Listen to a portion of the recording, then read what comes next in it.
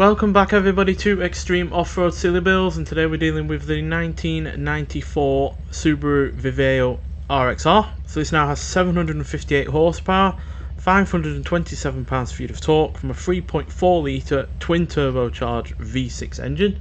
Yes, we've managed to fit a V6 in this car, and it now weighs 1,757 pounds.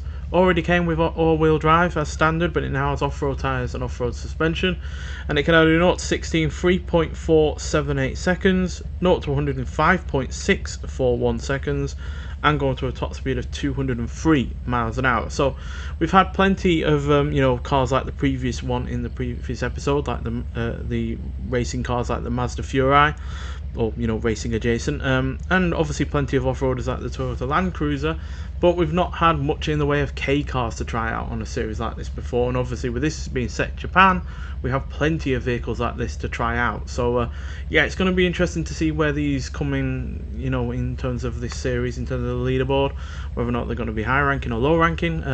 But yeah, nonetheless, let's get out there and see what it can do. So yeah, as expected, the Furai was quicker than the Land Cruiser in the previous episode. Although I did expect it to be a quick, I wasn't expecting it to be more than 11 seconds quicker than the Land Cruiser, but still, happy to be proven wrong. And yeah, this is a pretty rapid car, as you can see. And unlike a lot of these K cars, it's obviously got the advantage of the fact that it had all-wheel drive as standard. So, it's not having to deal with that as an extra, which can sometimes make the handling on vehicles a little bit iffy, especially if they were front-wheel drive originally. So yeah, this has that advantage already. And now, although this does weigh more than the Furai, it still is a very lightweight car with this level of power. And it's obviously significantly lighter than the Land Cruiser. Big drift there, over the ramp. Does it do the landing well? Yes, it does. Going to be interesting to see which cars get unstuck by that landing, because although there are jumps elsewhere like that one, it is actually the bigger jump of the course, being an unnatural one. It is the largest one going. So yeah, some cars may well come unstuck on that landing. A little bit of understeer there, but at the end of the day, the power is way more up front than it was originally. Over that chicane well. Oh, another big landing. And obviously, even though this is still a lightweight, it is obviously much shorter in wheelbase and overall length than the Furai.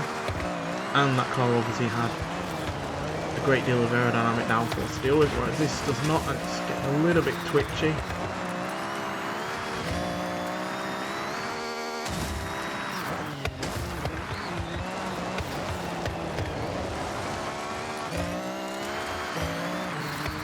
But it does have smalliness on its side, so it is quite agile. Because it weighs so little, that power is virtually instantly accessible. A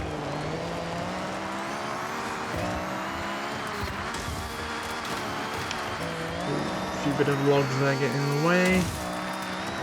A little bit twitchy again, but despite that, that is actually reasonably fast, although not quite as fast as the Land Cruiser, I will say that, at 2 minutes 33.754, while the Land Cruiser was 2 minutes 32.619, so just over a second slower than the Land Cruiser. Obviously the car was struggling in certain areas, it was getting a little bit twitchy at times, and we did hit some of the road furniture on beside the course itself, which obviously also slowed us down, but yeah, I don't think it slowed us down by more than a second. So yeah, ultimately, even though it's powerful and not very much in the way of weight on its side, it is at the end of the day still got a lot less power than the Land Cruiser did, which had more than 500 extra horsepower over this one, while also having more in the way of torque and obviously that off-road capability on its side. So yeah, it's interesting. Yeah, like I said, it's going to be interesting to see where these K cars land, but at the end moment, yeah, they're doing all right.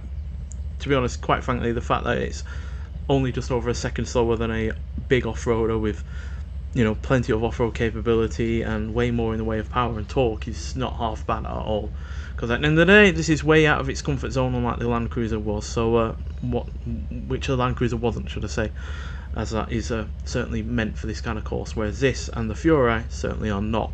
But nonetheless, so thank you for watching, and I'll see you in the next one. Bye.